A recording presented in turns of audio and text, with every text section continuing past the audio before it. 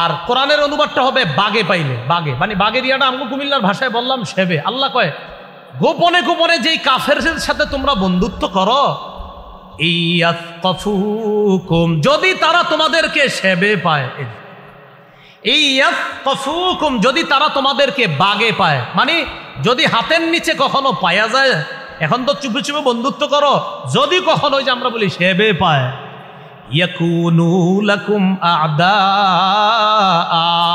তোমাদের শত্রু হয়ে যাবে তারা, যাদেরকে গোপনে বন্ধু ভাবছো এতদিন, যখন তারা কোনো সুযোগ পাবে নগদ পল্টি মারে বন্ধু হয়ে যাবে, যাদেরকে নগদ পল্টি মেরে শত্রু হয়ে যাবে, যাদেরকে তোমরা চুপে চুপে বন্ধু ভাবতা, ইয়াকুনু লাকুম আ'দা, হঠাৎ একদম নগদ পল্টি মারবে আর নগদ শত্রু হতে দেরি করবে না। আল্লাহর কসম, অমুসলিম বেঈমান যাদেরকে আমরা অনেক সময় মনে করি তিনি মনে হয় আমার আপনজন, আবার চুপে চুপে তার সাথে সম্পর্ক যদি রাখতে চাই, আল্লাহ বলতেছেন মনে রাখবা, যদি বাগে পায়, যদি সেবে পায়, যদি একবার পাইতে পারে, নগদ তোমার শত্রু হবে, আমি আল্লাহ বলে দিলাম, নগদ পল্টি মারবে, আমি আল্লাহ বলে দিলাম। ইয়াকুনু লাকুম আ'দা, ইয়াকুনু লাকুম আ'দা, তারা তোমাদের শত্রু হয়ে যাবে। তাহলে কি শিখলাম?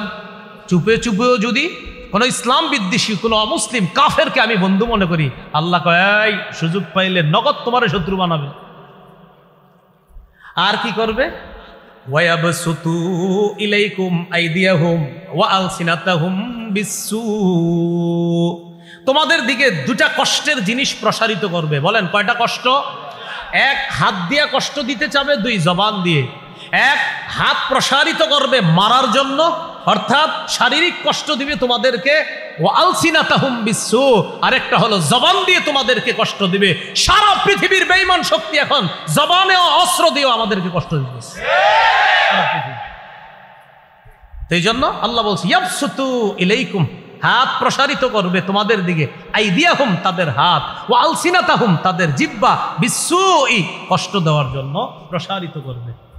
এই জন্য মনে রাখবেন, অনেক সময় কুফরি শক্তি যেগুলা, এগুলা মাঝে মাঝে এক হয়ে কয় আরে এই কাজটা ঠিক হয় নাই, কিন্তু আপনি মনে রাখেন সব কুফরি শক্তি মুসলমানের বিরুদ্ধে এক। আল্লাহ এখনো আমাদেরকে বুঝার তৌফিক দান করেন। তাহলে এই অনুবাদটা আবার মনে রাখেন, ইয়াসফাফুকুম, যাদেরকে গোপনে বন্ধু ভাবো, যাদের কাছে গোপন বন্ধুত্বের হাত বাড়াও, তারা যদি তোমাদেরকে বাগে পায়, আমগো কুমিল্লার ভাষায় সেবে পায়, ইয়াকুনু লাকুম আ'দা, তারা তোমাদের শত্রু হয়ে যাবে। ওয়ায়াবসুতু ইলাইকুম, তারা তোমাদের দিকে প্রসারিত করবে, আইদিয়াহুম, হাত, ওয়া আলসিনাতাহুম, জিহ্বা, বিসসুই, কষ্ট দেওয়ার জন্য। আর কামনা করবে কি জানো? ওয়াওয়াদ্দু লাউ তাকফুরুন, আর কামনা করবে তোমরা সবাই যদি কাফের হয়ে যাইতা। নাউজুবিল্লাহ। কামনা করবে কি? তোমরা সবাই যদি কাফের হয়ে যাইতা। আচ্ছা, এবার দেখি আপনারা ওই হাতেব ইবনে আবি বালতাআ রাদিয়াল্লাহু তাআলা আনহুর ঘটনা বুঝে থাকলে বলেন তো, তিনি মূলত কি জন্য চিঠিটা পাঠাইতে চাইছে? ওনার কিছু আত্মীয়রা আছে এখনো, ওদের উপর যেন কোনো আক্রমণ না আসে, তাদেরকে বাঁচানোর জন্য। এবার আল্লাহ কি বলে দেখেন, লান তানফাকুম আরহামুকুম ওয়ালা আওলাদুকুম ইয়াউমাল কিয়ামাহ, তোমাদের আত্মীয় স্বজন, তোমাদের সন্তান কিয়ামতের ময়দানে তোমাদের কোনো কাজে আসবে না। ইয়াফসিলু বাইনাকুম, আল্লাহ তোমাদের মাঝে ফয়সালা করবেন। ওয়াল্লাহু বিমা তা'মালুনা বাসীর, তোমাদের কর্মকাণ্ড সম্পর্কে আল্লাহ অবগত আছেন। আল্লাহ তোমাদের কর্মকাণ্ড দেখতেছেন। বলেন আল্লাহ আমাদের কর্মকাণ্ড দেখতেছে। কোরআনের একটা সূরা আরেকটা সূরা, এই দুই সূরার মাঝে সম্পর্ক থাকে। সূরা মুমতাহিনার আগের সূরার নাম সূরা হাশর। সূরা হাশরের সাথে সূরা মুমতাহিনার কি সম্পর্ক? সূরা হাশরে মুনাফিকদের ব্যাপারে আলোচনা করা হয়েছে। মুনাফিকরা সামনাসামনি তারা দাবি করত ইমানদার, কিন্তু আসলে তারা গোপনে গোপনে কাফেরদের সাথে সম্পর্ক রাখত। সূরা মুমতাহিনার মধ্যে আল্লাহ মুমিনদেরকে সরাসরি নিষেধ করেছে, সাবধান, কাফেরদের সাথে কোনো ধরনের সম্পর্ক রাখবা না, বন্ধুত্ব করবা না, গোপনে কোনো সম্পর্ক তাদের সাথে করবা না। তাহলে আগের সূরায় যে মুনাফিকরা ইসলামের লেবাস ধরে গোপনে কাফেরদের সাথে সম্পর্ক রাখত, এটা সূরা হাশরে আলোচনা আছে। সূরা মুমতাহিনায় আল্লাহ মুমিনদেরকে নিষেধ করে দিলেন, সাবধান, গোপনে গোপনে কাফেরদের সাথে সম্পর্ক রাখবা না, যেমনটা মুনাফিকরা রাখে। আগের সূরায় আলোচনা হয়েছে। সূরা মুমতাহিনা নাম কেন সূরাতুল মুমতাহিনা? মুমতাহিনা নামটা রাখা হয়েছে 10 নম্বর আয়াতের একটা শব্দকে কেন্দ্র করে। সূরা মুমতাহিনার 10 নম্বর আয়াতের একটা শব্দকে লক্ষ্য করে এই সূরার নাম সূরাতুল মুমতাহিনা। সূরা মুমতাহিনার 10 নম্বর আয়াতে আছে, ইয়া আইয়ুহাল্লাযীনা আমানু ইযা জাআকুমুল মুমিনাতু মুহাজিরাতিন ফামতাহিনুহুন্না। হে ঈমানদারগণ, তোমাদের কাছে যখন মুমিনরা হিজরত করে আসবে তখন তাদেরকে পরীক্ষা করবা। ফামতাহিনুহুন্নার বাংলা অর্থ হলো পরীক্ষা করবা তাদেরকে। ফামতাহিনু এর ক্রিয়ামূল হলো ইমতিহান। ইমতিহান অর্থ পরীক্ষা করা।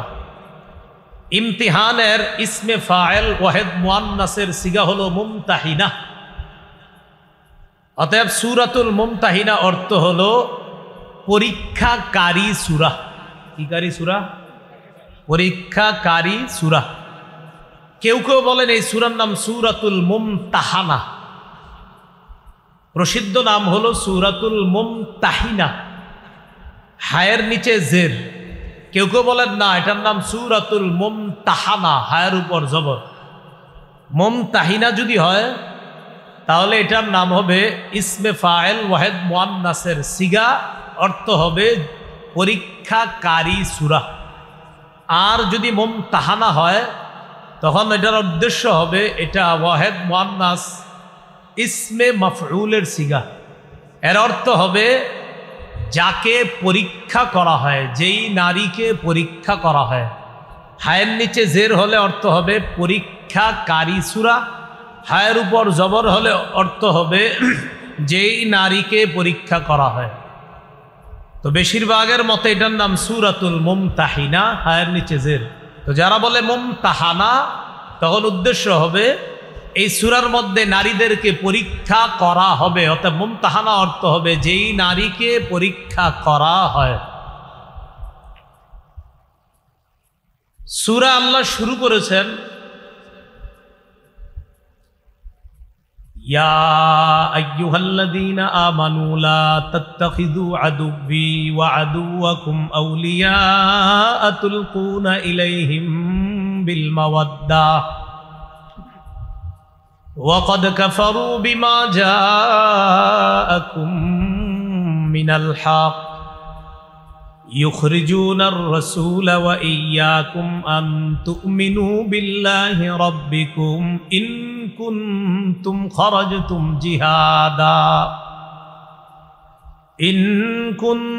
خرجتم جهادا في سبيلي وابتغاء مرضاتي। অনুবাদটা আমি শুরু করি কোত্থেকে দেখেন। এই যেখানে এসে আমি আয়াতের তেলাওয়াতটা শেষ করলাম, এখান থেকে অনুবাদটা শুরু করুন। তাহলে লম্বা একটা অংশ পড়ার পর অনুবাদ শুরু করতেছে। ইন কুনতুম খরজতুম জিহাদান ফি সাবিলি ওয়াবতিগা মারদাতি। যদি তোমরা আমার রাস্তায় জিহাদ করার ইচ্ছা করে থাকো আর আমার সন্তুষ্টি কামনা করে থাকো, যদি তোমরা আমার রাস্তায় জিহাদ করার ইচ্ছা করে থাকো এবং আমার সন্তুষ্টি কামনা করে থাকো, তাহলে হে ঈমানদারগণ। এবার অনুবাদ সূরার শুরুতে এসে গেলাম। লম্বা একটা অংশ তেলাওয়াত করার পর অনুবাদের সূচনা করলাম। যদি তোমরা আমার রাস্তায় জিহাদ করার ইচ্ছা করে থাকো এবং আমার সন্তুষ্টি কামনা করে থাকো, তাহলে হে ঈমানদারগণ। এ হলো সূরার শুরু। ইয়া আইয়ুহাল্লাযীনা আমানু, হে ঈমানদারগণ। হে ঈমানদারগণ কি? অনুবাদটা শুরু করলাম কিভাবে? যদি তোমরা আমার রাস্তায় জিহাদ করার ইচ্ছা করে থাকো এবং আমার সন্তুষ্টি কামনা করে থাকো, হে ঈমানদারগণ, তাহলে তোমরা আমার শত্রু আর তোমাদের শত্রুদেরকে বন্ধু হিসাবে গ্রহণ করো না। তাহলে আল্লাহ কি বললেন? তোমরা আমার শত্রু এবং তোমাদের শত্রুকে বন্ধু হিসাবে গ্রহণ করো না। আল্লাহ বললেন আমার শত্রু এবং তোমাদের শত্রু। এখানে আমার শত্রু আর তোমাদের শত্রু দ্বারা কি উদ্দেশ্য? উদ্দেশ্য হলো কুফফারু মক্কা, মক্কার কাফেররা। আয়াত দ্বারা বোঝা যায় মক্কার কাফেররা আল্লাহরও শত্রু, ঈমানদারদেরও শত্রু। তো আল্লাহ বলতেছেন তোমরা যদি আমার রাস্তায় জিহাদ করার ইচ্ছা করো এবং আমার সন্তুষ্টি কামনা করে থাকো, তাহলে হে ঈমানদারগণ আমার শত্রু আর তোমাদের শত্রুকে বন্ধু হিসাবে গ্রহণ করো না। এই সূরার প্রেক্ষাপটটা কি? রাসূলুল্লাহ সাল্লাল্লাহু আলাইহি সাল্লাম মক্কা বিজয়ের পূর্বে কিছু কিছু সাহাবায়ে কেরামের সাথে পরামর্শ করে মক্কা বিজয়ের উদ্দেশ্যে রওনা করার আগে নবী আস্তে ধীরে প্ল্যান করতেছিলেন যে অচিরেই মক্কায় রওনা করব। এই যে প্ল্যান করলেন আল্লাহ রাসূল সাল্লাল্লাহু আলাইহি সাল্লাম খুব গোপনে। রাসূল সাল্লাল্লাহু আলাইহি সাল্লামের মক্কা বিজয়ের উদ্দেশ্যে যাত্রার বিষয়টা সাহাবায়ে কেরামের মধ্যে একজন সাহাবী নাম ছিল হাতিব ইবনু আবি বালতাআহ। এই হাতিব ইবনে আবি বালতাআহ রাদিয়াল্লাহু তাআলা তিনিও বিষয়টা কোনোভাবে আঁচ করেছেন। আঁচ করতে পেরে তিনি কি করলেন? তিনি চুপে চুপে মক্কার কাফেরদের কাছে একটা চিঠি লিখলেন। কি লেখলেন চিঠির মধ্যে? যে আল্লাহ রসুল কিন্তু অচিরেই তোমাদের বিরুদ্ধে অভিযান পরিচালনা করার জন্য রওনা করবে। এই জাতীয় একটা চিঠি লেখা গোপনে মক্কার উদ্দেশ্যে পাঠাইয়া দিছে। খুব মন দিয়ে শুনেন, সাহাবীর ব্যাপারে যেন কোনো ধরনের খারাপ চিন্তা চেতনা মনে না আসে। তো যিনি লেখলেন চিঠিটা তার নাম হাতিব ইবনু আবি বালতাআহ। তিনি চিঠিটা পাঠাই দিলেন কোথায়? মক্কার উদ্দেশ্যে। চিঠি যখন তিনি পাঠাইলেন, একজন নারীর মাধ্যমে পাঠাইলেন। এই নারী ছিল গায়িকা, ঘুরা ঘুরা গান গাইত। ঐতিহাসিক গ্রন্থের কেউ কেউ তার নাম লেখছে, নারীর নাম ছিল সারা। তার কাছে চিঠিটা দিয়ে দিস, তুমি মক্কার অমুক অমুক লিডারের কাছে এই চিঠিটা পৌঁছায় দিবা। আল্লাহ পাক রব্বুল আলামিন এই বিষয়টা রাসূলুল্লাহ সাল্লাল্লাহু আলাইহি সাল্লামের কাছে জানায়া দিলেন যে আপনার সাহাবীদের মধ্য থেকে একজন গোপন সংবাদটা একজন নারীর মাধ্যমে মক্কার উদ্দেশ্যে অলরেডি প্রেরণ করে দিছে একটা চিঠির মধ্যে লেখা। আপনি তাড়াতাড়ি ওই নারীকে আটকের ব্যবস্থা করেন।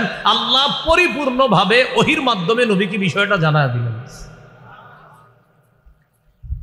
ওই নারী গোপন চিঠিটা নিয়ে রওনা করছে।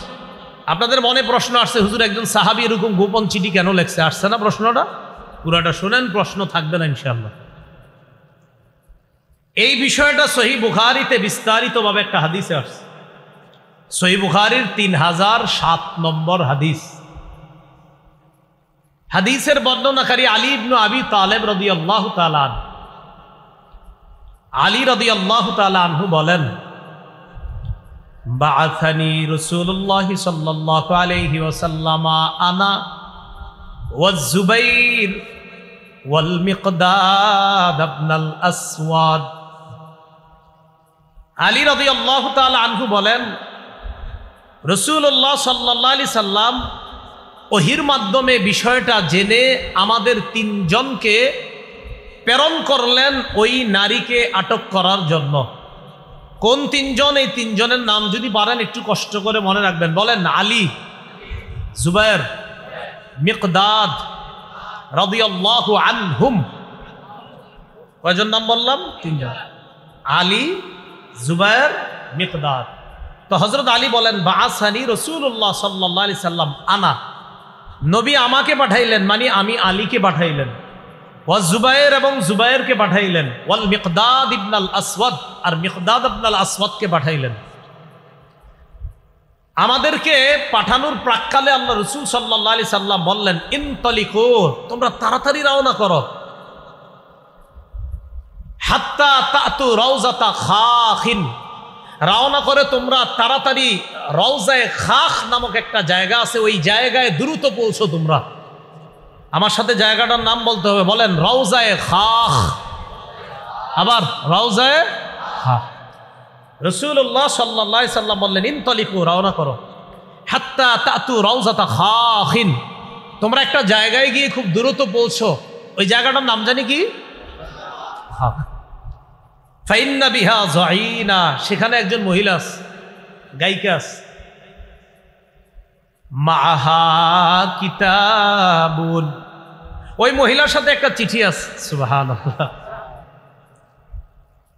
খুযুহু মিনহা, ওই চিঠিটা তার থেকে গ্রহণ করবা। হযরত আলী রাদিয়াল্লাহু তাআলা আনহু আর ওই দুই সাহাবী, বাকি দুইজন ওলামা হযরত ছাড়া ওই দুজনের নাম কি জানি? অন্যরা বলেন তো, আলেমরা ছাড়া অন্য কেউ? আরেকজন মিকদাদ, মোট তিনজন। একজনের নাম আলী, আরেকজন তা আমরা রওনা করলাম। রওনা করার পর তিনি বলেন তাআদা বিনা খাইলুনা, দ্রুত আমাদের বাহন আমাদেরকে নিয়ে চললো, ছুটে চললাম, আমরা খুব দ্রুত ছুটে চললাম। চলতে চলতে ইনতলাকনা, চলতে লাগলাম, হাত্তা ইনতাহাইনা ইলা রাউজাতি খাখিন, নবী যেই জায়গার কথাটা বলছে আমরা চলতে চলতে দ্রুত ওই জায়গায় পৌঁছে গেলাম, তথা রাউজাতু খাখ নামক জায়গায় আমরা পৌঁছে গেলাম। সেখানে পৌঁছার পর ফাইদা বিজ্জাইনা, ফাইদা নাহনু বিজ্জাইনা, হঠাৎ দেখি ওই মহিলা, যেই মহিলার কথা নবী বলছে, মহিলারে সরাসরি বললাম আখরিজিল কিতাবা, চিঠিটা দাও, কোনো ভূমিকা ছাড়াই বললাম চিঠিটা দাও। ফাকুলনা, আমরা বললাম আখরিজিল কিতাব, চিঠিটা দাও। মহিলা কয়, মানে পুরা মহিলা কয় কিসের চিঠি? মা মাই মিন কিতাব, আমার কাছে কোনো চিঠি নেই। হযরত আলী বলছেন তোমার কাছে চিঠি আছে, যেহেতু আল্লাহর রাসূল বলছেন এর মানে তোমার কাছে চিঠি আছে, এতে কোনো সন্দেহ নাই, চিঠি তাড়াতাড়ি দাও। হযরত আলী এক পর্যায়ে বললেন লাতুখরিজিন্নাল কিতাব আও লানুলকিয়ান্নাত থিয়াব। হযরত আলী বলেন লাতুখরিজিন্নাল কিতাব আও লানুলকিয়ান্নাত থিয়াব, হয়তো চিঠি দাও, না হয় যে কোনো মাধ্যমে হয়তো মহিলা ইত্যাদি ডেকে এনে হলেও তোমার কাপড় খুলে তোমার ভিতর থেকে চিঠি বের করার ব্যবস্থা করতে আমরা বাধ্য হব, কারণ চিঠি তোমার কাছে আছে, এতে কোনো সন্দেহ নাই। এখন চিঠি কি দিবা না দিবা না সেটা বলো।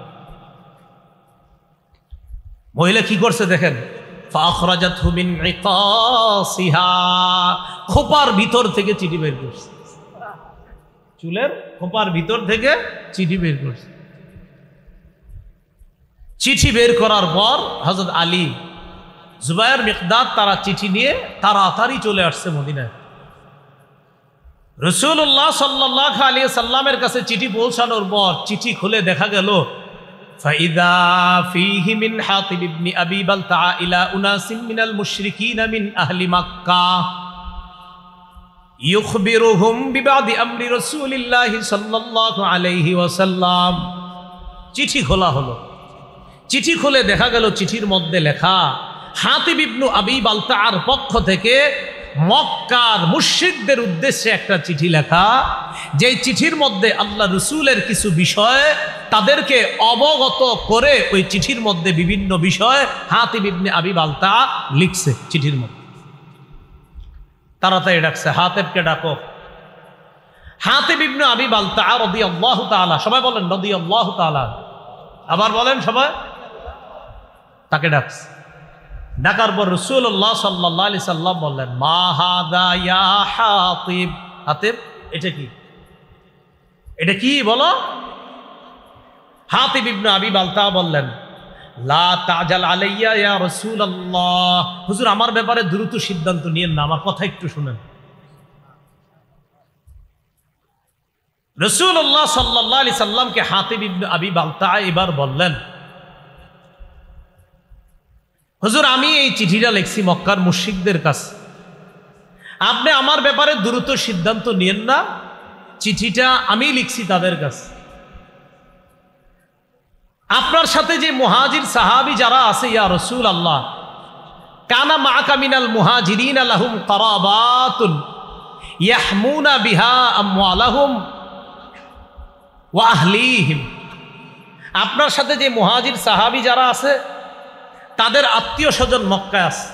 আত্মীয়তার বন্ধনের কারণে তারা তাদের সম্পদ রক্ষা করতে পারবে, তারা তাদের সন্তানদেরকে রক্ষা করতে পারবে। হুজুর কুনতুম রাআন মুলসাকান ফি কুরাইশিন, আমিও কুরাইশদের সাথে ছিলাম লম্বা সময় মক্কায়। ওয়ালাম আকুন মিন আনফুসিহিম, কিন্তু আমি তাদের আপনজন কেউ না। আপনার সাথে যারা আছে সাহাবী, তাদের আপনজনরা এখনো মক্কায় আছে। আমি যদিও মক্কায় কুরাইশদের সাথে ছিলাম, কিন্তু আমার আপনজন বলতে কেউ নাই। হুজুর আমার অনেক আত্মীয় স্বজনরা সেখানে আছে। অর্থাৎ কোথায়? মক্কায় যেই জায়গায় সাহাবীদের আপনজন আছে, তো আমার কিছু রিলেটিভ আছে যারা এখনো মক্কায় রয়ে গেছে, তো তাদের আপনজন বলতে মক্কায় কেউ নাই। আমি চিন্তা করলাম আমি যদি একটা চিঠি লিখি, এই চিঠি লেখার কারণে আমি চিন্তা করলাম ফাআহবাবতু, আমি এই ইচ্ছা করলাম ইদফাতা যালিকা মিনান নাসাবি ফিহিম, যেহেতু আমার বংশের কোনো সম্পর্ক নাই, তাই আমি চিন্তা করলাম একটা চিঠি লিখি। আমি একটা চিঠি লিখলে তাদের সাথে একটা ভালো সম্পর্ক হবে। ইয়াহমুনা বিহা কারাবাতি, তখন তারা আমার পরিবারের যে কয়েকজন আছে তাদেরকে তারা রক্ষা করবে। কারণ আপনি যখন মক্কায় যাবেন, যাওয়ার পর যখন তাদের বিরুদ্ধে লড়াই করবেন, হুজুর আমার তো ইয়াকিন আপনাকে আল্লাহ বিজয় দান করবেন, কিন্তু তখন তো আমার আত্মীয় স্বজন যারা আছে তারাও বিপদে পড়বে। আমি শুধু তাদেরকে বিপদ থেকে উদ্ধার করার জন্য কাফেরদের সাথে শুধুমাত্র এতটুকু একটু খাতির করতে চাইছিলাম। একটা চিঠি লেখা। এটা বলার পর নবীজি বললেন, হুজুর বিশ্বাস করেন, মা ফালতু যালিকা, আমি এটা এই কারণে করি নাই কুফরন, যে আমি কাফের হয়ে গেছি, ওয়ালা ইরতিদাদান, আমি দিন থেকে বের হয়ে মুরতাদ হয়ে গেছি, এই জন্য আমি করি নাই, ওয়ালা রিদন বিল কুফরি বাদাল ইসলাম, আমি ইসলাম গ্রহণ করার পর আবার কুফরিকে পছন্দ করে নিয়েছি, বিষয়টা এমনও না। তাহলে আমি কাফেরও হই নাই, আমি মুরতাদও হই নাই, আমি ইসলাম গ্রহণ করার পর কাফের হয়ে গেছি, বিষয়টা এমনও না হুজুর। শুধুমাত্র একটা চিঠি দিলে যদি তারা আমার প্রতি একটু সহানুভূতি প্রদর্শন করে, আমার যে সন্তানাদি আছে তাদেরকে অন্তত যদি একটু রক্ষা করে, এই জন্য একটা চিঠি লিখছিলাম। নবীজি তার পুরো বক্তব্য শুনা সাহাবীদেরকে লক্ষ্য করে বললেন, লাকাদ সাদাকাকুম, এই শোনো, হাতেব যা বলছে সত্য কথা বলছে। কি বলছে? সত্য কথা। হযরত ওমর ফারুক রাদিয়াল্লাহু তাআলা আনহু বললেন, দানি আদরিব উনুকা হাযাল মুনাফিক, হুজুর আমার একটু সুযোগ দেন, আমি ওর গলাটা উড়িয়ে দিই। এই মুনাফিক বলছে, এই মুনাফিকের। আল্লাহ রাসূল বললেন, ওমর সাবধান, কদ শাহিদা বাদরা, আমার এই সাহাবী হাতেব বদরের যুদ্ধে অংশগ্রহণ করছে। তুমি জানো বদরের সাহাবীদের ব্যাপারে আল্লাহ কি বলছে? আল্লাহ বলছে, আমালু মা শিতুম, তোমাদের যা মন চায় তোমরা তা করো। ও বদরের অংশগ্রহণকারী সাহাবীরা, তোমাদের যা মন চায় তা করো। কদ গফারতু লাকুম, আমি তোমাদেরকে মাফ করে দিয়েছি। তো হাতিব ইবনে আবি বালতার এই ব্যাপারটা মাথায় রাখবেন। উনি কুফরিও করে নাই, উনি মুরতাদও হয়ে যায় নাই, উনি ইসলাম গ্রহণ করার পর কুফরিকে পছন্দ করে নিয়েছে, বিষয়টা এমনও না। উনি আসলে ওনার এই জায়গায় বুঝতে একটু ভুল হয়েছে। উনি মনে করছে এটা দিলাম আর এতে আর কি হবে। ঐতিহাসিকগণ লেখছেন ওনার ইয়াকিন ছিল বিজয় তো আল্লাহ নবীরই দিবে। কেন? কারণ আল্লাহ তো আগেই বলছে, ইন্না ফাতাহনা লাকা ফাতহাম মুবিনা। কোরআনের এই আয়াত প্রমাণ করে যে আল্লাহ নবীর হাতেই এই মক্কার বিজয় দান করবেন। উনি ইয়াকিনের কারণে একটা চিঠি লিখছে যে কাফেররা, তোমরা আমার চিঠি পাওয়ার পর যতই উল্লাসিত করো, বিজয় কিন্তু আল্লাহ নবীরে দান করবে। এটা ওই সাহাবীরও ইয়াকিন ছিল। তা আল্লাহ নিষেধ করে দিলেন, না, এই জাতীয় বন্ধুত্ব করা যাবে না। বুঝে আসছেন? এবার এটাই বলতেছে, ইয়া আইয়ুহাল্লাযীনা আমানু লা তাত্তাখিযু আদুব্বি ওয়া আদুওয়াকুম আউলিয়া তুলকুনা ইলাইহিম বিল মাওয়াদ্দা। হে ঈমানদারগণ, আমার শত্রু আর তোমাদের শত্রু, এই শত্রুদেরকে এমন বন্ধু বানাও না যে বন্ধুত্বের কারণে তুলকুনা ইলাইহিম বিল মাওয়াদ্দা, তাদের কাছে চিঠি পাঠায়া দাও বন্ধুত্বের খাতিরে, তাদের কাছে চিঠি পাঠায়া দাও আন্তরিকতাপূর্ণ সম্পর্কের কারণে, বন্ধুত্বের কারণে। এই জাতীয় বন্ধু কোনো কাফেররে বানাও না। আমার শত্রুরে এমন বন্ধু বানাও না, তোমাদের শত্রুরে এমন বন্ধু বানাও না যে যেই বন্ধু বানানোর পর চুপে চুপে চিঠিও পাঠাও। এরকম বন্ধু বানাও। এবার বুঝে আসছি কথাটা আপনাদের। এটা আল্লাহ নিষেধ করলেন যে হাবিব হাতিব ইবনে আবি বালতাকে সহ আপনার সব সাহাবীদেরকে জানায় দেন যে এরকম বন্ধুত্ব যেন তাদের সাথে না করে। এবার আল্লাহ বলেন ওয়াকাদ কাফারু বিমা জাআকুম মিনাল হক, অথচ তোমাদের কাছে যে হক এসেছে আল্লাহর পক্ষ থেকে, এই হক ওই বন্ধুরা অস্বীকার করে। কারা? যাদের সাথে বন্ধুত্ব করে চুপি চুপি চিঠি পাঠাইতে চেয়েছ, ওই বন্ধুরা স্বীকার করে ওই সত্যকে, যে সত্য তোমাদের কাছে এসেছে। আর তারা কি করেছে তোমাদের মনে নাই? ইউখরিজুনার রাসূলা ওয়া ইয়্যাকুম আন তুমিনু বিল্লাহি রাব্বিকুম, তারা রসুলকে এবং তোমাদেরকে মক্কা থেকে বের করে দিয়েছে, এগুলো তোমাদের মনে নাই? অপরাধ কি? আন তুমিনু বিল্লাহি রাব্বিকুম, শুধুমাত্র এই কারণে রসুলকে আর তোমাদেরকে বের করে দিয়েছে, তোমরা তোমাদের রব আল্লাহকে বিশ্বাস করেছো, আল্লাহর উপর ঈমান এনেছো, শুধুমাত্র এই কারণে রসুলকেও বের করেছে মক্কা থেকে, তোমাদেরকেও বের করেছে। যারা তোমরা এইভাবে বের করলো, তাদের সাথে আবার তলে তলে গোপনে কিসের বন্ধুত্ব? তাদেরকে বন্ধু বানাবে না, এটা আল্লাহ নিষেধ করে দিলেন। বুঝে ঠিক কইতেছেন তো? হ্যাঁ, বুঝতে হবে। তাহলে আল্লাহ এটা নিষেধ করলেন যে তাদের সাথে কোনো বন্ধুত্ব করবা না। এরপরে আল্লাহ বলেন ইন কুনতুম খরজতুম জিহাদান ফি সাবিলি, যেটার অনুবাদ আমি শুরুতে তুলছি, ইন কুনতুম খরজতুম জিহাদান ফি সাবিলি ইবতিগা মারদাতি, এতক্ষণ পর্যন্ত যেটা এটা কেমন যেন জবাবুর শর্ত, আর ইন কুনতুম খরজতুম জিহাদান ফি সাবিলি এটা হলো শর্ত। অর্থাৎ যদি তোমরা আমার রাস্তায় জিহাদ করতে চাও আর আমার সন্তুষ্টি অর্জন করতে চাও, তাহলে তোমরা আমার শত্রু আর তোমাদের শত্রুকে বন্ধু হিসাবে গ্রহণ কইরো না। এমন বন্ধুত্ব যে বন্ধুত্বের খাতিরে চুপে চুপে সিডি পাঠাও, এমন বন্ধুত্ব করবা না। আল্লাহ আমাদেরকে কথাগুলা বুঝার তৌফিক দান করেন। এবার আল্লাহ বলেন তুসিররুনা ইলাইহিম বিল মাওয়াদ্দাহ ওয়া আনা আ'লামু বিমা আখফাইতুম ওয়া মা আ'লানতুম, তোমরা যে গোপন বন্ধুত্ব করো, অথচ আমি জানি যা তোমরা গোপন করো, যা তোমরা প্রকাশ্যে করো, এটা কিন্তু আমি আল্লাহ জানি। وَمَن يَفْعَلْهُ مِنكُمْ فَقَدْ ضَلَّ سَوَاءَ السَّبِيلِ, তোমরা যারা মুমিন তোমাদের মধ্য থেকে এমন যারা করবে, ফাকাদ দাল্লা সাওয়াআ আস-সাবিল, সে স্পষ্ট ভ্রষ্ট হয়ে যাবে, হেদায়েতের রাস্তা থেকে সে বিচ্যুত হয়ে যাবে, সঠিক রাস্তা থেকে সে বিচ্যুত হয়ে যাবে। ভাই কি শিখলাম? কাফেরদের সাথে গোপনেও বন্ধুত্ব রাখা যাবে না। আল্লাহ আমাদের সকলকে এই কথাগুলা বুঝে শুনে বর্তমান পরিস্থিতিতেও যেন আমরা খুব সতর্কতার সাথে ঈমানের উপর চলতে পারি, আল্লাহ তৌফিক দান করেন। এবার দেখেন আল্লাহ কি কয়। প্রথমে আগে আমগো কুমিল্লার ভাষায় একটু বলি, সেবে পাইলে, কি বলি? সেবে পাইলে মানে হুজুর আজকে আপনারই কিছু কইলাম না, কারণ পায়ালই হুজুর ভালো আছেন, এক কাপ চা খান, পান খান। মনে মনে কি কই জানেন? হুজুর আজকে চা খাওয়াইতেছি কেন জানেন? আরেকদিন ধর্ম, এখন আমাদের লোক বেশি, কিছু কইলাম না। এই পরে কি কই? সেবে পাইলে। আর কোরআনের অনুবাদটা হবে বাগে পাইলে। বাগে মানে বাগের ইয়াটা আমগো কুমিল্লার ভাষায় বললাম সেবে। আল্লাহ কয় গোপনে গোপনে যেই কাফেরদের সাথে তোমরা বন্ধুত্ব করো, ইয়াফকাফুকুম, যদি তারা তোমাদেরকে সেবে পায়, ইয়াফকাফুকুম, যদি তারা তোমাদেরকে বাগে পায়, মানে যদি হাতের নিচে কখনো পায়া যায়, এখন তো চুপে চুপে বন্ধুত্ব করো, যদি কখনো ওই যে আমরা বলি সেবে পায়, ইয়াকুনু লাকুম আ'দা, তোমাদের শত্রু হয়ে যাবে তারা, যাদেরকে গোপনে বন্ধু ভাবছো এতদিন, যখন তারা কোনো সুযোগ পাবে নগদ পল্টি মারে বন্ধু হয়ে যাবে। যাদেরকে নগদ পল্টি মেরে শত্রু হয়ে যাবে, যাদেরকে তোমরা চুপে চুপে বন্ধু ভাবতা, ইয়াকুনু লাকুম আ'দা, হঠাৎ একদম নগদ পল্টি মারবে আর নগদ শত্রু হতে দেরি করবে না।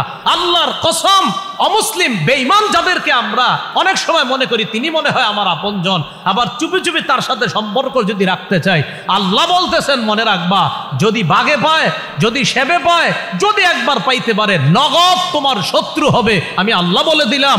নগদ পল্টি মারবে, আমি আল্লাহ বলে দিলাম। ইয়াকুনু লাকুম আ'দা, ইয়াকুনু লাকুম আ'দা, তারা তোমাদের শত্রু হয়ে যাবে। তাহলে কি শিখলাম? চুপে চুপেও যদি কোনো ইসলাম বিদ্বেষী কোনো অমুসলিম কাফেরকে আমি বন্ধু মনে করি, আল্লাহ কয় সুযোগ পাইলে নগদ তোমার শত্রু বানাবে। আর কি করবে?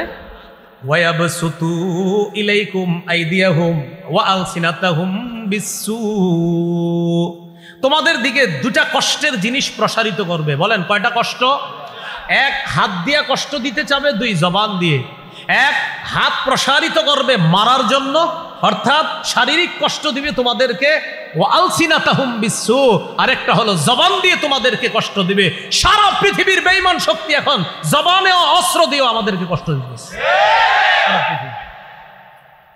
এই জন্য আল্লাহ বলছে ইয়াবসুতু ইলাইকুম, হাত প্রসারিত করবে তোমাদের দিকে, আইদিয়াহুম, তাদের হাত, ও আলসিনাতাহুম, তাদের জিহ্বা, বিসসুই, কষ্ট দেওয়ার জন্য প্রসারিত করবে। এই জন্য মনে রাখবেন, অনেক সময় কুফরি শক্তি যেগুলা, এগুলা মাঝে মাঝে এক হয়ে কয় আরে এই কাজটা ঠিক হয় নাই, কিন্তু আপনি মনে রাখেন সব কুফরি শক্তি মুসলমানের বিরুদ্ধে এক। সব কুফরি। আল্লাহ এখনো আমাদেরকে বুঝার তৌফিক দান করেন। তাহলে এই অনুবাদটা আবার মনে রাখেন, ইয়াসফাফুকুম, যাদেরকে গোপনে বন্ধু ভাবো, যাদের কাছে গোপন বন্ধুত্বের হাত বাড়াও, তারা যদি তোমাদেরকে বাগে পায়, আমগো কুমিল্লার ভাষায় সেবে পায়, ইয়াকুনু লাকুম আ'দা, তারা তোমাদের শত্রু হয়ে যাবে।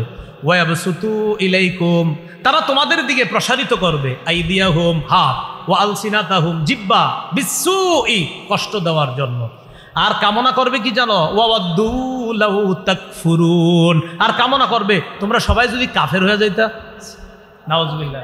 কামনা করবে কি? তোমরা সবাই যদি কাফের হয়ে যাইতা। আচ্ছা, এবার দেখি আপনারা ওই হাতেব ইবনে আবি বালতাআ রাদিয়াল্লাহু তাআলা আনহুর ঘটনা বুঝে থাকলে বলেন তো, তিনি মূলত কি জন্য চিঠিটা পাঠাইতে চাইছে? ওনার কিছু আত্মীয়রা আছে এখনো, ওদের উপর যেন কোনো আক্রমণ না আসে, তাদেরকে বাঁচানোর জন্য। এবার আল্লাহ কি বলে দেখেন, লান তানফাকুম আরহামুকুম ওয়ালা আওলাদুকুম ইয়াউমাল কিয়ামাহ, তোমাদের আত্মীয় স্বজন, তোমাদের সন্তান কিয়ামতের ময়দানে তোমাদের কোনো কাজে আসবে না। ইয়াফসিলু বাইনাকুম, আল্লাহই তোমাদের মাঝে ফয়সালা করবেন। ওয়াল্লাহু বিমা তা'মালুনা বাসীর, তোমাদের কর্মকাণ্ড সম্পর্কে আল্লাহ অবগত আছেন। আল্লাহ তোমাদের কর্মকাণ্ড দেখতেছেন। বলেন আল্লাহ আমাদের কর্মকাণ্ড দেখতেছেন। আমরা মুসলমানদের অধঃপতনের অন্যতম কিছু কারণের মধ্যে একটা হলো, মুসলমানরা মুসলমানের অধিকার আদায়ের শ্রেষ্ঠ একটা উপায় হলো জিহাদ। এই জিহাদ মুসলমান এমনভাবে ভুলে যাচ্ছে যেন জিহাদ যে একটা ফরজ বিধান সময় মতো, এটা মুসলমান নাম শুনলেই জিহাদ,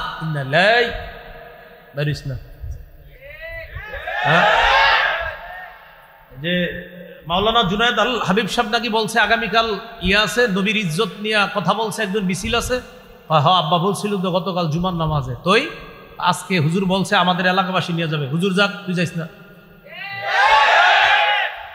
বসে থাক, তোর বিকাল 5টা পর্যন্ত ঘর থেকে বেরোবি না, আল্লাহ বিল্লাহ কর। বলছিলাম মুসলমানরা অধঃপতনের অন্যতম একটা কারণ মুসলমানদের, সেটা হলো মুসলমান জিহাদের সঠিক অর্থ না জানা এবং জিহাদের ব্যাপারে মুসলমানদেরকে উল্টা পাল্টা বুঝানো আর সেটা তারা বুঝে নেওয়া। আজকে আমার সাথে একটু বলেন, বলেন জিহাদ সন্ত্রাস সম্পূর্ণ আলাদা। সন্ত্রাস অপবিত্র, জিহাদ পবিত্র। বিশ্ব সন্ত্রাস, বলেন বিশ্ব সন্ত্রাস মুক্ত দেখতে চাইলে, এবার বলেন বিশ্বকে সন্ত্রাস মুক্ত দেখতে চাইলে সন্ত্রাস প্রতিহত করার শ্রেষ্ঠ ঔষধ প্রয়োগ করতে হবে। সন্ত্রাস নামক অপবিত্র, বলেন সন্ত্রাস নামক অপবিত্র কর্মকাণ্ড দূর করার শ্রেষ্ঠ পবিত্র পদ্ধতি হলো জিহাদ। বলেন তো, সন্ত্রাস নামক অপবিত্র এটারে যদি দুনিয়া থেকে দূর করার কোন ধরনের উপায় আমরা অবলম্বন করি, আহারে সন্ত্রাস মুক্ত বিশ্ব দেখতে চাই, সন্ত্রাস মুক্ত সমাজ দেখতে চাই, সন্ত্রাস মুক্ত বাংলাদেশ দেখতে চাই, আল্লাহর কসম সারা পৃথিবী যদি সন্ত্রাস মুক্ত দেখতে চাই তাহলে শ্রেষ্ঠ পবিত্র বিধান জিহাদের বিকল্প আর কিছু নেই। কিন্তু এই বিষয়টা আপনার বুঝতে হবে, এটা আরেকজনকে আপনি বুঝাইতে ওইভাবে, যেমন আপনার ঘরে ওইরকম লোক আছে যিনি আপনার বলবে এ বেটা জিহাদ মানি, তোর বেটা এই সন্ত্রাসগিরি গিরি এই বলেছে, আপনি বলবেন না জিহাদ আর সন্ত্রাস আলাদা, এরে মুখ দিয়া বলাইবেন যে আপনি বলেন সন্ত্রাস অপবিত্র, জিহাদ পবিত্র, এরে বলাইবেন যে ব্যক্তিগুলা বলবেন সন্ত্রাসী দূর করার শ্রেষ্ঠ উপায় হলো জিহাদ। এরপরে তারে বুঝাবেন আবু জাহেল সন্ত্রাসী ছিল, নমরুদ সন্ত্রাসী ছিল, ফেরাউন সন্ত্রাসী ছিল, আবু জাহেল এমন সন্ত্রাসী ছিল, কাবা চত্বরে আমার হাবিব নামাজের মধ্যে দাঁড়াইছে, উকবা ইবনে আবি মুআইদ, বুখারীর বর্ণনা, উকবা ইবনে আবি মুআইদরে পাঠাইছে, আবু জাহেল ঘোষণা করছে কে পারবা অমুক এলাকায় যাওয়ার পর আইয়ুকুম ইয়াতি বিজাজুরি আলি ফুলান, অমুক এলাকার ওটের নারী বুড়ি রক্ত গোবরগুলা আনবা, আনার পর মুহাম্মদ যখন সিজদায় যাবে সাল্লাল্লাহু আলাইহি ওয়াসাল্লাম, সিজদায় যাওয়ার পর অমুক এলাকার ওটের নারী বুড়ি পচা রক্ত মুহাম্মদের কাঁধের উপর দিবা, এরকম কে পারবা? উকবা ইবনে আবি মুআইদ দাঁড়ায় গেছে, আমি পারবো, যাও নিয়ে আস। সে গেছে, যাওয়ার পর সত্যি ওটের নারী বুড়ি ওটের পায়খানা গোবর নিয়ে আসছে। নবীজি সেজদায় গেছে, বাস্তবে কি রসুলের কাঁধ মুবারকের উপরে ওটের নারী বুড়ি পচা রক্ত গোবর আল্লাহ রসুলের কাঁধের উপর চাপায় দিচ্ছে। এটা আপনি আপনার এলাকার ভাইকে বুঝান যে দেখো এটা কি, এটা সন্ত্রাসী। আমার নবী কাবা চত্বরে দাঁড়ায় রয়েছে, কাবায় দাঁড়ায় আল্লাহ রসুল সাল্লাল্লাহু আলাইহি সাল্লাম ইবাদত করবে, ওই পাপিষ্ট আবার আসছে উকবা। আসার পর নবীর গলা মুবারকের মধ্যে একটা চাদর বেঁচেছে, চাদর পেঁচায় চাদর দুই দিক থেকে এইভাবে জোরে টান দিছে, এইভাবে চাদর পেঁচায় নবীর গলায় জোরে টান দিছে। বুঝান, আপনি প্রতিবেশীরে বুঝান, এই ঘটনা শোনান, বুখারীতে আসছে যে আমার নবীর গলার মধ্যে এক পাপিষ্ট কাফের উকবা এইভাবে চাদর দুই পাশ দিয়ে পেঁচায় এইভাবে টান দিছে যে রসুলকে ফাঁসি দিয়ে মেরে ফেলবে।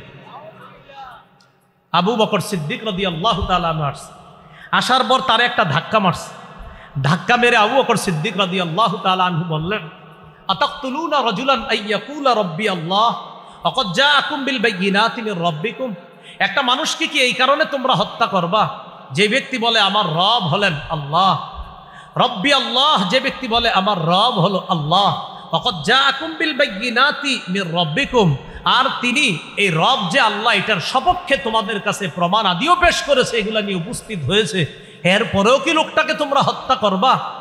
এইভাবে আবু বকর সিদ্দিক তাকে সরায়া দিছে। আমি আপনাদের কাছে জানতে চাই, এইভাবে আমার নবীর গলার মধ্যে চাদর পেঁচায় দুই দিক থেকে টান দেওয়া, এটা কি সন্ত্রাসী কিনা? আবু জাহেল ওর ওটের নারী বুড়ি আইনা আল্লাহ রসুলের কাঁধের উপরে দেওয়া, এটা সন্ত্রাসী কিনা? এইভাবে একদিন দুই দিন না, 1 বছর 2 বছর না, টানা 13 বছর রসুল আর সাহাবীদের উপর সন্ত্রাসী কর্মকাণ্ড চালিয়েছে কাফেররা। কয় বছর? তাহলে বলেন তো কি বুঝলাম আমরা? মুসলমানরা আগে আক্রমণ করছে না সন্ত্রাসী করছে কাফেররা 13 বছর? বলেন, আক্রমণ কি আগে মুসলমানরা করছে না কাফেররা? কয় বছর? 13 বছর সাহাবা নবীর উপর এইভাবে অত্যাচার করছে।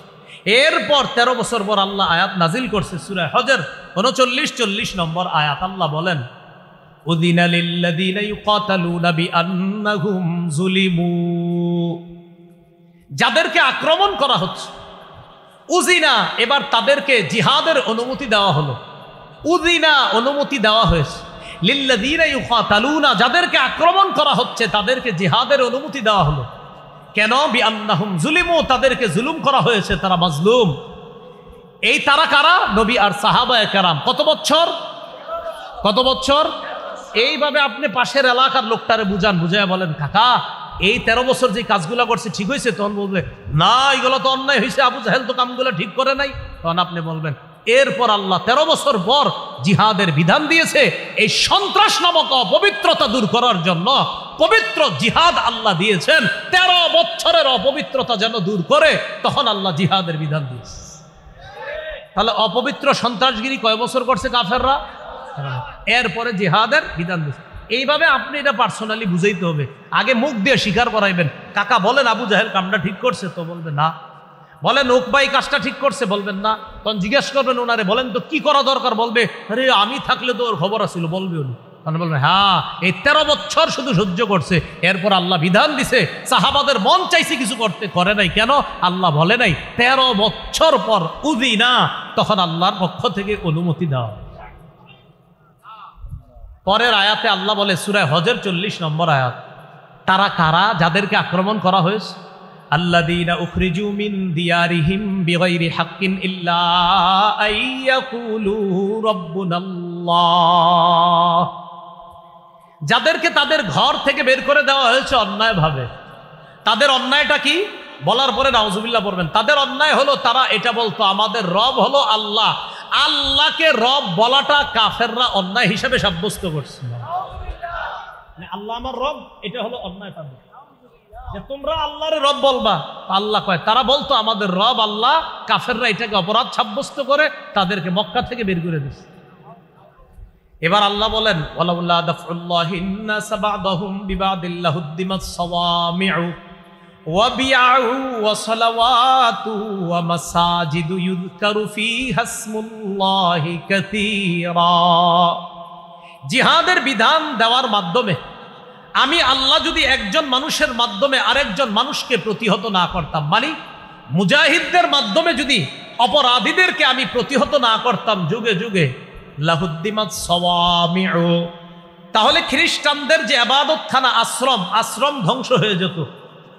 অর্থাৎ খ্রিস্টানরা যেই যুগে দুনিয়াতে ছিল, যখন তাদের শরীয়ত দুনিয়ার মধ্যে ছিল, যখন তারা হক পথে চলতো, তখন ওই জামানায়ও ইবাদতখানা ধ্বংস করার জন্য লোক ছিল। আল্লাহ বলেন আমি যদি জিহাদের বিধান না দিতাম, একদল মানুষের মাধ্যমে আরেক দলকে যদি প্রতিহত না করতাম, খ্রিস্টানদের আশ্রমগুলা ধ্বংস করে দেওয়া হতো। ওয়া বিয়াউ, বিয়াউল মালি হলো গির্জা, এই গির্জা ধ্বংস করে দেওয়া হতো। ওয়া সালাওয়াত, সালাওয়াত মানে ইহুদিদের উপাসনালয়, এগুলাও ধ্বংস করে দেওয়া হতো। ওয়া মাসাজিদু, মুসলমানদের মসজিদগুলাও ধ্বংস করে দেওয়া হতো। এই জন্য আমি আল্লাহ জিহাদের বিধান দিলাম। কেন? যেন মুজাহিদরা অপরাধীদের থেকে এই জাতীয় ইবাদতগুলো খানা, এই ইবাদত যেখানে মুসলমানরা ইবাদত করবে, এগুলো যেন রক্ষা করতে পারে। তাই আমি যুগে যুগে জিহাদের বিধান দিয়েছি, একদল মানুষের মাধ্যমে আরেক দলকে প্রতিহত করেছি। তো বলছিলাম আল্লাহ পাক রব্বুল আলামিন ওই যে পবিত্র কোরআনে বলে, তুসিরুনা ইলাইহিম বিল মাওয়াদ্দা ওয়া আনা আ'লামু বিমা আখফাইতুম ওয়া মা আ'লানতুম ওয়া মান ইয়াফআলহু মিনকুম ফাকাদ দাল্লা সাওয়াআস সাবিল ইয়াতফুকুম ইয়াকুনু লাকুম আ'দাআ। কাফেররা যদি তোমাদেরকে বাগে পায়, সেবে পায়, ইয়াকুনু লাকুম আ'দাআ, তারা তোমাদের শত্রু হয়ে যাবে। ওয়াবসুতু ইলাইকুম আইদিয়াহুম ওয়া আলসিনাতাহুম বিসসুই ওয়া ওয়াদ্দু লাহু তাকফুরুন, তারা তোমাদের বিরুদ্ধে তাদের হাত, তাদের মুখ তারা প্রসারিত করবে তোমাদেরকে কষ্ট দেওয়ার জন্য। লান তানফাকুম আরহামুকুম ওয়ালা আওলাদুকুম ইয়াউমাল কিয়ামাহ ইয়াফসিলু বাইনাকুম ওয়াল্লাহু বিমা তা'মালুনা বাসীর। তোমাদের আত্মীয় স্বজন, তোমাদের সন্তান, তোমাদের কোনো কাজে আসবে না কিয়ামতের ময়দানে। সেদিন তোমাদের মাঝে আল্লাহ ফয়সালা করবে, বিচার করবে। তোমরা যা করো আল্লাহ সব দেখেন। তো আল্লাহ পাক রব্বুল আলামিন এই আয়াতগুলোর মধ্যে এটাও বলে দিয়েছেন, আনতুমিনু বিল্লাহি রাব্বিকুম, তোমরা যে আল্লাহর প্রতি ঈমান আনো, তোমাদের রবের প্রতি যে তোমরা ঈমান আনো, এই আল্লাহর প্রতি ঈমান আর রবের প্রতি তোমরা যে ঈমান আনো, এই আল্লাহ আর রবের প্রতি ঈমান আনো। এই কারণে কাফেররা তোমাদেরকে বের করে দিয়েছিল কোত্থেকে? মক্কা থেকে। রসুলকেও বের করেছে, তোমাদেরকেও বের করেছে। এই বিষয়ে আরেকটা ঘটনা শোনাইলাম যে মুসলমানদেরকে যখন বের করে দিয়েছে 13 বছর নির্যাতন করার পর, তখন আল্লাহ জিহাদের বিধান দিয়েছে। আরেকটা বিষয় এখান থেকে প্রমাণ করার চেষ্টা করেছি, মুসলমান তাদের অধিকার আদায়ের শ্রেষ্ঠ একটা পদ্ধতি যেটা সবার জানা দরকার ছিল, এই পদ্ধতিটা মুসলমান ভুলতে বসেছে। ওই পদ্ধতির নাম কি? অধিকার থেকে বঞ্চিত করছিল, 13 বছর নির্যাতন করছে, যাও ভাগো এখান থেকে, ঘর বাড়িও পাইবা না, কিচ্ছু পাইবা না, সব ছেড়ে গেছে। আল্লাহ কয় অধিকার বঞ্চিত করে ফেললো তাদেরকে। এবার কি করলেন? জিহাদের বিধান দিলেন। তাহলে মুসলমানদের অধিকার পাওয়ার অনেক উপায় আছে, এর মধ্যে শ্রেষ্ঠ উপায়, এত এটা ভালোভাবে আপনি বুঝতে হবে। এরপর আল্লাহ পাক রব্বুল আলামিন বলেন, قد كانت لكم أسوة حسنة في إبراهيم والذين معه। হে মুসলমানগণ, হে নবীর সাহাবীগণ, ইব্রাহিম নবী আর তার সাথে যে ইমানদাররা আছে তাদের মাঝে তোমাদের জন্য উত্তম আদর্শ আছে। এই আমি আপনি আমরা আমাদের সবার জন্য ইব্রাহিম নবী আর তার অনুসারী যারা তাদের মাঝে উত্তম আদর্শ আছে। কি উত্তম আদর্শ? মন দিয়ে শুনেন। إذ قالوا لقومهم إنا براء منكم ومما تعبدون من دون الله। ইব্রাহিম নবী তার অনুসারী তারা তাদের সম্প্রদায়কে বলেছিল, ইন্না বুরাআ, আমরা মুক্ত, মিনকুম, তোমাদের থেকে মুক্ত, আমরা সম্পর্ক ছিন্ন করলাম, মিনকুম, তোমাদের সাথে সম্পর্ক ছিন্ন করলাম, ওয়া মিম্মা তা'বুদুনা মিন দুনিল্লাহ, আল্লাহ ছাড়া যাদের ইবাদত করো তোমরা তাদের থেকেও সম্পর্ক ছিন্ন করলাম। আল্লাহ কি বলতেছে দেখেন, ও মুসলমানরা, ইব্রাহিম নবী আর তার সম্প্রদায়ের মাঝে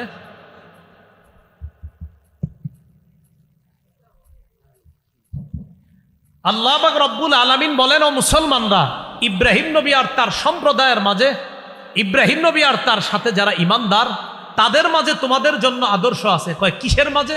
কয় যখন তারা তাদের সম্প্রদায়কে বলেছিল, হে আমাদের সম্প্রদায়, ইন্না বুরাআউ মিনকুম ওয়া মিম্মা তা'বুদুনা মিন দুনিল্লাহ, আমরা তোমাদের সাথে সম্পর্ক ছিন্ন করলাম, তোমরা যাদের ইবাদত করো আল্লাহ ছাড়া তাদের থেকেও সম্পর্ক ছিন্ন করলাম। আচ্ছা, আবার বুঝেন তো কি বলছে আল্লাহ, তোমাদের জন্য আদর্শ আছে এই কথায়। কোন কথা? ইব্রাহিম নবী আর তার জাতি, ইব্রাহিম নবীর সাথে ঈমানদাররা তাদের সম্প্রদায়কে বলছে, হে আমাদের সম্প্রদায়, আমরা তোমাদের থেকে সম্পর্ক ছিন্ন করলাম, তোমরা আল্লাহ ছাড়া যাদের ইবাদত করো তাদের থেকেও সম্পর্ক ছিন্ন করলাম। আল্লাহ কয় এই কথায় তোমাদের জন্য আদর্শ আছে। কি আছে তোমাদের জন্য? আদর্শ আছে। কাফারনা বিকুম, আমরা তোমাদের আকীদা বিশ্বাস অস্বীকার করি। ইব্রাহিম নবী ডাইরেক্ট বলে দিছে মূর্তি পূজারী যারা তাদেরকে, আমরা তোমাদের আকীদা বিশ্বাস অস্বীকার করি। ওয়া বাদা বাইনানা ওয়া বাইনাকুমুল আদাওয়াতু ওয়াল বাগদাউ আবাদা, আমাদের মাঝে আর তোমাদের মাঝে শত্রুতা এবং বিদ্বেষ আবাদা, চিরকালের জন্য প্রকাশ হয়ে গেছে। কাফারনা বিকুম, আমরা তোমাদের আকীদা অবিশ্বাস করি। ওয়া বাদা বাইনানা ওয়া বাইনাকুম, আমাদের মাঝে আর তোমাদের মাঝে স্পষ্ট হয়ে গেছে আল আদাওয়াত, শত্রুতা, অল বাগদ, বিদ্বেষ, আবাদান, চিরকালের জন্য। বেঈমানদেরকে মুসলমানরা এই কথা বলা, ও বেঈমানরা শোনো, তোমাদের সাথে কোনো সম্পর্ক নাই, তোমরা যাদের ইবাদত করো তাদের সাথে আমাদের কোনো সম্পর্ক নাই, তোমাদের আকীদা বিশ্বাস আমরা অস্বীকার করি, আমাদের মাঝে আর তোমাদের মাঝে শত্রুতাও স্পষ্ট, বিদ্বেষ স্পষ্ট, তোমাদের সাথে আমাদের সাথে শত্রুতা চলবে, বিদ্বেষ চলবে। কতদিন জানো?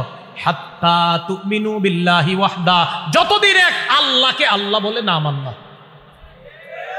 যতদিন এক আল্লাহকে আল্লাহ বলে না মানবা। এই কথায় অনেক শিক্ষা, তাওহীদের শিক্ষা, যে তাওহীদবাদীরা, ইমানদাররা, তাওহীদবাদীরা, ইমানদাররা, বিশ্বাসীরা অবিশ্বাসীদেরকে এই কথা বলা। ইব্রাহিম নবী যেমন বলেছিল, তোমাদের সাথে আমাদের কোনো সম্পর্ক নাই, তোমরা যাদের ইবাদত করো তাদের সাথে আমাদের কোনো সম্পর্ক নাই, তোমাদের সাথে আমাদের সাথে শত্রুতা, বিদ্বেষ চলবে আবাদা, চিরকালের জন্য। কতদিন? হাত্তা তুমিনু বিল্লাহি ওয়াহদা, যতদিন এক আল্লাহকে আল্লাহ বলে বিশ্বাস না করবা। কি ঠিক বুঝছা? ঠিক না না বুঝছা? বুঝতে হবে যে আল্লাহ বলছে তোমাদের জন্য আদর্শ আছে। কেন এই জায়গায় বললাম হ্যাঁ আদর্শ আছে, কিন্তু আদর্শটা আমরা গ্রহণ করলাম না, তাহলে কিন্তু হবে না। আমাদের উসামা ভাই চলে আসছে, নারে তাকবীর। আল্লাহ ভাইয়ের হায়াতে বরকত দান করেন, সকলে বলে আমিন। আল্লাহ তাকে ভরপুর কবুল করেন, বলে আমিন। তো যাই হোক, ইল্লা কাউলা ইব্রাহিম লি আবিহি লা আস্তাগফিরান্না লাক ওয়া মা আমলিকু লাকা মিনাল্লাহি মিন শাই। ইব্রাহিম আলাইহিস সালাতু ওয়াস সালামের একটা কথা ছিল,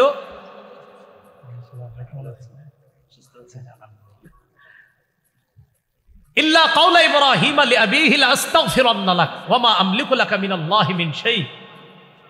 ইব্রাহিম নবী তার বাবার ব্যাপারে বলেছিলেন, লা আস্তাগফিরান্না লাক, আব্বা আপনার জন্য আমি ইস্তেগফার পাঠ করব। ওয়া মা আমলিকু লাকা মিনাল্লাহি মিন শাই, আমি আমলিকু লাকা মিনাল্লাহি মিন শাই, আপনার ব্যাপারে আমি নিজের পক্ষ থেকে কোনো ক্ষমতা রাখি না, তবে আমি আপনার জন্য আল্লাহর কাছে ইস্তেগফার পাঠ করব। তবে এখান থেকে একটা কথা মনে রাখা, কাফের বাবার জন্য ইস্তেগফার পাঠ করার বিষয়টা এখন কিন্তু আর না। সূরা তওবা আবার এই বিধান রহিত হয়ে গেছে, মা কানা লিনাবিয়্যিন ওয়াল্লাযীনা মা কানা লিন্নাবিয়্যি ওয়াল্লাযীনা আমানু আইয়াস্তাগফিরু লিল মুশরিকিনা ওয়ালাউ কানু উলি কুরবা। নবীর জন্য এবং ঈমানদারদের জন্য বৈধ নয় আইয়াস্তাগফিরু লিল মুশরিকিন, যে তারা মুশরিকদের জন্য ইস্তেগফার পাঠ করবে, এটা তাদের জন্য বৈধ নয়।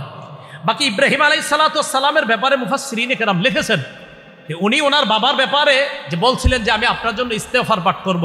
পরে ইব্রাহিম নবী জীবদ্দশায় বুঝতে পেরেছিলেন না, আমার বাবার কপালে তওবা নাই, আমার বাবা আল্লাহর চিরশত্রু। তখন তিনি আবার তার বাবার জন্য তখনই আর ইস্তেগফার তিনি করতেন না। মুফাসসিরিনে কেরামের কেউ কেউ লিখেছেন তিনি তখনই এটা থেকে ফিরে এসেছেন। বাকি তিনি প্রথমে বলেছিলেন, আব্বা লা আস্তাগফিরুল্লাহ লাকা, আমি আপনার জন্য ইস্তেগফার পাঠ করব, আমি আপনার জন্য ক্ষমা প্রার্থনা করব। তো মুফাসসিরিনে কেরামের কেউ কেউ লিখেছেন তিনি তার জীবদ্দশাতেই বুঝতে পেরেছিলেন আব্বা আল্লাহর চিরশত্রু, আব্বা আর ঈমান আনবে না, তার কপালে তওবা নাই। তখন তিনি এটা থেকে ফিরে এসেছেন। আর সূরা তওবার মধ্যেও আছে যে নবীর জন্য, ঈমানদারদের জন্য উচিত না, বৈধ নয় কোনো মুশরিকের জন্য ইস্তেগফার পাঠ করা। যাই হোক, এই সূরা এতটুকু যা শুনলাম আমরা সূরা মুমতাহিনা, খুব ভালো করে আমরা শুনি। কাফেরদের সাথে গোপনে বন্ধুত্ব রক্ষা করা যাবে? চিঠি লেখা যাবে চুপে চুপে? এটা আল্লাহ আমাদেরকে বলে দিলেন, আমার শত্রু আর তোমাদের শত্রু যারা, তাদেরকে এমন বন্ধু বানায় না যে বন্ধুত্বের খাতিরে তাদেরকে চিঠি পর্যন্ত তোমরা পাঠায় দাও। মনে রাখবা ইয়াত তফুকুম, মনে আসেনি আমগো কুমিল্লার ভাষায় অনুবাদটা, যদি সেবে পায়, আর অনুবাদ হলো যদি বাগে পায়, আর আমাদের কুমিল্লায় বলে যদি সেবে পায়। এই কাফেররা তোমাদেরকে, যাদেরকে গোপনে বন্ধু ভাবতেছো, ইয়াত তফুকুম, যদি তোমাদেরকে বাগে পায়, হাতের নিচে যদি কোনোভাবে পায়, ইয়াকুনু লাকুম আদা, তাহলে তোমাদের শত্রু হয়ে যাবে। আর আমি বললাম পোল্টি মারতে সময় নেবে না। ওয়াবসুতু ইলাইকুম আইদিয়াহুম ওয়া আলসিনাতাহুম বিসসুই, তারা তোমাদের দিকে প্রসারিত করবে হাত আর তাদের জিহ্বা, এই দুই জিনিস প্রসারিত করবে তোমাদেরকে কষ্ট দেওয়ার জন্য। ওয়াওয়াদ্দু, কামনা করবে, লাউ তাকফুরুন, তোমরা সবাই যদি কাফের হয়ে যাইতা, এরকম কামনা তারা করবে। আল্লাহ আমাদের সকলকে। ও আরেকটা বিষয়ের মাঝখান থেকে বলেছিলাম, অপরাধ কি ছিল? নবীরে বের করে দেওয়া আর মুসলমানদেরকে বের করে দেওয়া অপরাধ ছিল কাফেরদের কাছে। কেন তারা ঈমান আনছে এই ছিল অপরাধ। এটার বলতে গিয়ে বলেছিলাম মুসলমানদের অধপতনের অন্যতম একটা কারণ, মুসলমান তাদের অধিকার আদায়ের শ্রেষ্ঠ একটা পদ্ধতি আজ ভুলতে বসেছে প্রায়, সেটার নাম জানি কি? তো এই বিষয়গুলো আমরা শিখতে হবে, জানতে হবে। আর ওই যে চা দোকানের সামনে মুরব্বীরে বুঝাইতে হবে, আবু জাহেলের ঘটনাটা বলতে হবে, ওকবার ঘটনা বলতে হবে, বইলা বলতে হবে, কাকা ওকবা কাজটা ঠিক করছে, আবু জাহেল কাজটা ঠিক করছে, বলেন এই কাজটা অন্যায় হয়েছে না, এটা সন্ত্রাসগিরি হয়েছে না? চাচাই বলবে, আমি থাকলে তোর খবর আসিল, উনি বলবেন হ্যাঁ এই যে আপনি বলতেছেন খবর আসিল। সাহাবীদেরও মন চাইতো জবাব দিত, কিন্তু জবাব দিত না, কারণ আল্লাহর পক্ষ থেকে তখন শুধু ধৈর্য আর সংযমের শিক্ষা একটুকুই দেওয়া হয়েছিল। 13 বছর শুধু সবর করেছে, ধৈর্য ধারণ করেছে। 13 বছর পর আল্লাহ বলেছেন উযিনা লিল্লাযীনা ইউকাতালুনা বিআন্নাহুম যুলিমু, যাদেরকে আক্রমণ করা হচ্ছে তারা মাজলুম, তাদের উপর জুলুম করা হয়েছে, তাদেরকে সম্পদ হারা করা হয়েছে, ঘর বাড়ি ছাড়া করা হয়েছে। এবার আর না, এবার জিহাদের মাধ্যমে অধিকার আদায় করতে হবে। এটা হলো। আল্লাহ আমাদের সকলকে, যে কথাগুলো শুনলাম বললাম, আলী হাসান উসামা ভাই আলোচনা করবে ইনশাল্লাহ, এরপর আমাদের মোহতারাম হযরত মাওলানা আইয়ুব সাহেব হুজুর আসবেন ইনশাল্লাহ। আমরা শেষ পর্যন্ত ইনশাল্লাহ এইভাবে সুন্দর পরিবেশটা বজায় রেখে আখিরি মুনাজাত করে যাব ইনশাআল্লাহ। আল্লাহ আমাদের সকলকে, যে কথাগুলো শুনলাম বললাম, আমরা সবাই যেন ইসলামের জন্য একতাবদ্ধ হয়ে ইনশাআল্লাহ ভবিষ্যতে আমরা কাজ করতে পারি, আল্লাহ তৌফিক দান করেন। আমিন। ওয়া আখিরু দাওয়ানা আলহামদুলিল্লাহি রাব্বিল আলামিন।